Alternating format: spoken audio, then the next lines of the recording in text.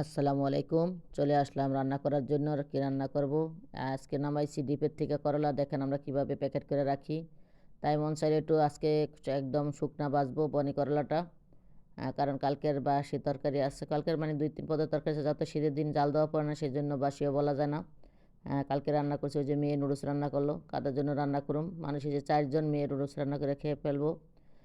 এখন ওর আব্বু, আমি আর ছেলে। ছেলেরও ঠিক ঠিকানা নাই, হয়তো বাইরে থেকে খেয়ে আসতে পারে বা বাসায় এসে পাস্তা রান্না করে খাইতারে। মানে মন মতলবই।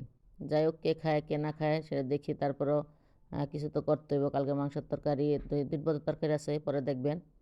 আমি এখন করলা ভাজবো আর হলো বেগুন ভাজবো। বেগুনটা আমি হলুদ মরিচ মেখে চুলায় দিয়ে দিছি। আগে বেগুনটা ভেজে নিব। এখানে করলাটা একটু ৫ মিনিট রাখতে হয় নামায়া। করলাটা যে দিয়ে দিলাম, আমার বেগুন ভাজা হয়ে গেছে। আমার কলাটা আমি একদম ইয়া করে নিব, ভেজে নিব কড়া করে। আমার বেগুন ভাজাও কিন্তু হয়ে গেছে। এদিকে দেখেন, কালকে আমার মোলান্দি মাছ দিয়া, মানে মলা মাছ দিয়া টমেটো দিয়ে রান্না করছিলাম। যারা আমার ভিডিও দেখেন তারা দেখেন যে কতটুকু রান্না করছি, অর্ধেক খাওয়া হয়েছে আর অর্ধেক রয়ে গেছে। আর ওদিকে আবার একটু মন ছিল, যেন মনে হয় যে সব বাসি বাসি, সেই জন্য আবার একটু ডিম রান্না করব। আমি একটু বেগুন, অনেক বেগুন আছে, তাই সেই জন্য একটু বেগুনের আজকে আলু দিব না, একটু বেগুন চিকন করে মানে ভেজে নিছি। এদিকে একটু পেঁয়াজ তেল দিয়া ভালো করে ভেজে তারপর একটু হলুদ মরিচ দিয়ে দিব। রান্না লাগতো না ডিমটা, তারপরে মনে হলো যেন যদি কিছু বলে ওর বাবা, যদি কিছু বলবো না, কারণ আজকে আমার ইলিশ মাছ রান্না করার কথা, কিন্তু আমি রান্না করি নাই। যাও তো দেখলাম কালকে মাংসের তরকারি, কালকে শুটকি পাতুরি, কালকে টমেটোর তরকারি সব কিছু রয়ে গেছে। সেই জন্য ভাবলাম একটু বেগুন ভাজি আর করলা ভাজি, এই দুটা করতে এসে আবার ডিম ডুক রান্না করলাম।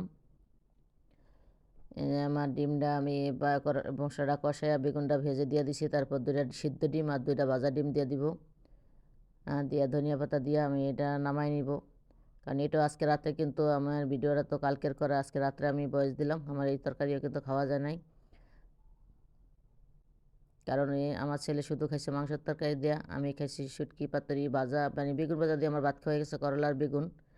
আর মেয়ে তো পাস্তা খেয়ে ফেলছে। এই যে মাংস দেখেন কতগুলো মাংস রয়ে গেছে, এগুলো আজকে খাইলে খাইবো, না খাইলে ফালাই দিতে হবে, কিছু করেন। এই জন্য আমি জিত করে ইলিশ মাছটা আজকে রান্না করি নাই।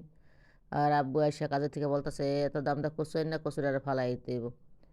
মানে দেখছি আমি রান্না করি না, আমি মনে মনে ভাবলাম যে রান্না করে যদি না খাওয়ার লোক থাকে তাহলে তো আমার রান্না করে লাভ নেই, কালকে রান্নবো। আমার রান্না হয়ে গেছে, দেখেন কি কি। এই যে আমি মাংসের তরকারি কালকে গরম করলাম। এখন আমাদের রাত্র যে টমেটো তরকারি বেড়ে নিলাম। এখানে আমার করলা আর বেগুন ভাজা, এই যে এখানে শুটকি পাতাটা গরম করে বেড়ে নিলাম। এখন আমরা 3 জনে খাবো। মেয়ে তো খেয়ে ফেললো নুডলস। তখন সাথে থাকার জন্য সবাইকে অসংখ্য ধন্যবাদ। দেখেন আমার যে ডিমের তরকারি। যারা আমার ইউটিউব দেখছেন চ্যানেল সাবস্ক্রাইব করে পাশে থাকবেন, যারা ফেসবুক থেকে দেখছেন লাইক কমেন্ট শেয়ার দিয়ে পাশে থাকবেন। আমাদের রাত্রের আয়োজন, এখন আমরা খাওয়া দাওয়া